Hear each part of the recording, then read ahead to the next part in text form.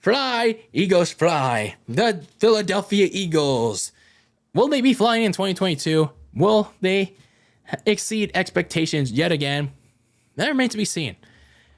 For 2021, honestly, people predicted, including myself, well, off camera at least, that this was going to be a season where it is going to be the start of maybe a rebuild around Nick Sirianni, the first year head coach, and Jalen Hurts.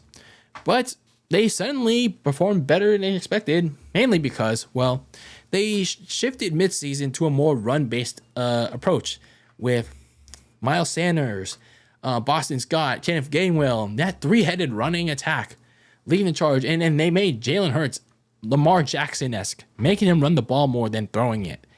And against the weakest of weak competition down the stretch, they literally had the easiest schedule remaining in the NFL. They can literally thank the NFL scheduling gods that they had the entirety of the NFC East in December. Literally almost the entirety of the NFC East. They secured the NFC playoffs with their 9-8 record, beating out the New Orleans Saints.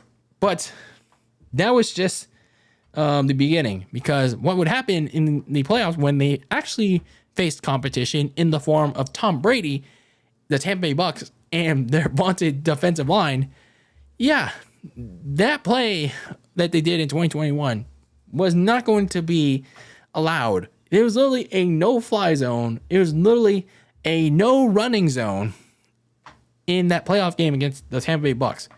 The run-oriented offense, Jalen Hurts' erratic play, it cost them. It cost them that game, 30-15. Like that box score was literally inflated because of garbage time, but for most of the game, it was a total shutout for the Philadelphia Eagles. It was like a smashing of sorts. So for Philadelphia, they kind of responded in kind. They approached this offseason looking to bounce back from that horrific playoff performance, because they have to go into this season thinking that Jalen Hurts has to prove something. He has to prove that he can still be a cornerstone quarterback.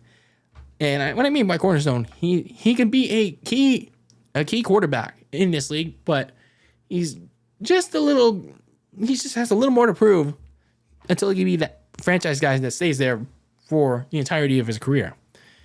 So looking at some of the moves that the Philadelphia Eagles made throughout the offseason and the draft, they re-signed a couple of key guys, like on the defensive end, Fletcher Cox and Derek Barnett to one-year deals. So they're pretty much getting their key veterans from that Super Bowl run back for Philadelphia. Center Jason Kelce staying for one more season. Boston Scott still there, the running back. And when you look at their additions, it's actually pretty good. You got the most notable one, outside linebacker and pass rusher Hassan Reddick from the Carolina Panthers. So he's going to be really helping out Fletcher Cox and Derek Barnett in that defensive line pass rush. So that was a really good get for Philadelphia. James Bradbury from the New York Giants. Not saying he's a spectacular player, but he could maybe help out Darius Slay in the secondary. They also added Jaquiski Tart, the safety from the 49ers. So still our guy. He's a solid safety for the Philadelphia Eagles. They did manage to lose a couple of players on their end, Roddy McLeod to the Colts, but they managed to add, like I said, Jaquiski Tart. Steven Nelson went to the Houston Texans, the corner, and defensive tackle Hassan Ridgeway went to the 49ers. In the draft, the Eagles had 3 first-round picks, but I guess they want to trade most of them for more long-term draft picks. So, not a bad strategy. So, in the draft, in the end, they managed to beef up on both sides of the ball, such as getting a defensive tackle by the name of Jordan Davis from Georgia. They also got a center just in case, Jason Kelce gets injured or down the line when he retires, by the name of Cam Jurgens from Nebraska. I thought that was a solid pickup. The most notable thing that they did in that draft was trading their first and third round picks to the Tennessee Titans for receiver A.J. Brown. So Jalen Hurts has a new weapon. He has a new toy. He pretty much has two top receivers in the Eagles offense. Like Peagles. Peagles. So Devontae Smith and A.J. Brown is like a two-headed attack. Like, my God. It's insane. So pretty much this whole offseason has been about how there's no more excuses for Jalen Hurts to fail in this team. Like, if Jalen Hurts cannot get anything going, he can't throw the ball, he can't make good passes or good decisions with the football, this is going to be on him. This season, if it goes to shit, I mean, if it's injuries on either side, then okay, maybe we can excuse it a little bit.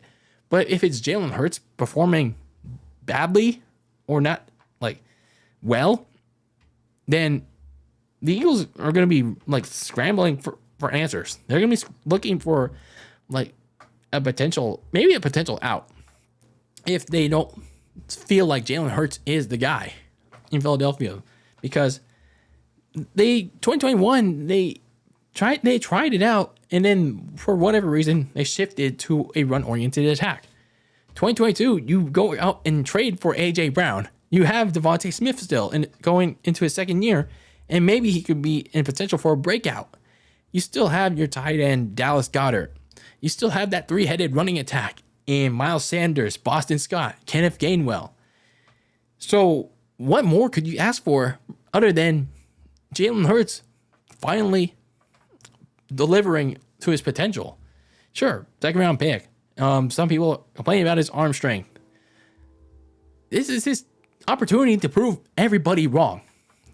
So now that you have pretty much a complete offense, there's literally no excuse for Jalen Hurts to fail. So going into the season, you got some early key games against Detroit in week 1, just to see how that offense gels. And then your home opener on a Monday night against the Minnesota Vikings, against Kirk Cousins and their own new team. And then down the stretch, depending on where you're at in the season, maybe you're competing for the NFC East by that point against the Dallas Cowboys, or maybe even a surprise team like the Washington Commanders or the New York Giants. Depending where you're at, you have week 6 and 16 against the Dallas Cowboys.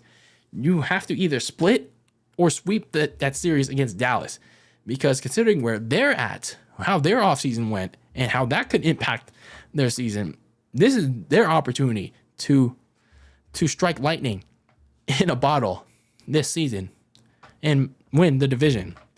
And then you got a brutal home stretch in week 12 and 13 against the Green Bay Packers, against Aaron Rodgers, and the Tennessee Titans. And sure, you're playing A.J. Brown's old team. So you still have to deal with Derrick Henry and that vaunted Tennessee Titans pass rush. But those are not going to be easy games at home against those two teams that could be vying for division titles by that point.